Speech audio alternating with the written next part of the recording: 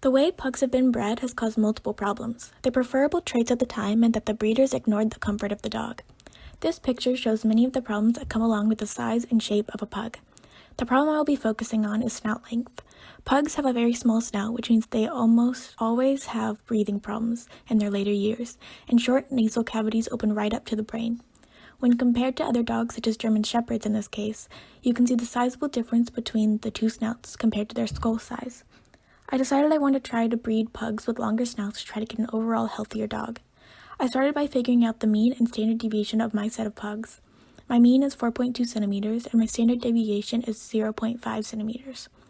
I explained how I got these numbers in the description if you're interested. I then selected the top 10% of snout lengths to breed. This is my final graph with everything labeled. Let's go through the steps of getting each value. First, I found the truncation point. This is done by taking the original mean and adding the standard selection point times the standard deviation. The standard selection point is decided based on our selection number.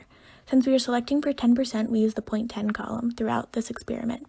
I plugged in these numbers and found that the truncation point is about 4.84 centimeters. Next, I found the selection differential by doing selection intensity times standard deviation. Again, selection intensity is found in the table based on the 10% we are selecting for. After plugging the numbers, I found that the selection differential is 0.8775 centimeters.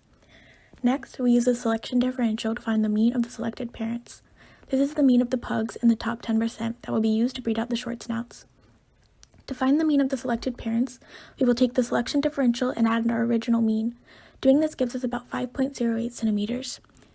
To find the response from the selection, we have to do a little bit of algebra, but we get an equation that says selection differential divided by the realized heritability. Realized heritability was said to be 0.67 for this experiment, so after plugging in the numbers, we get about 1.31 centimeters. Lastly, we need to find out what the mean of our offspring would be after this experiment is over. This is done by taking the response from selection and adding our original mean. Doing this gives us about 5.51 centimeters. This means that after the selection experiment, the pug snouts would in fact get longer, meaning it was successful. If we continue these mass selection experiments indefinitely over time, the selection response would decrease. This is because at some point the snout would become too long and it would become detrimental. We would need to stop at a point that was good for the dog and relieve the problems that they were facing before.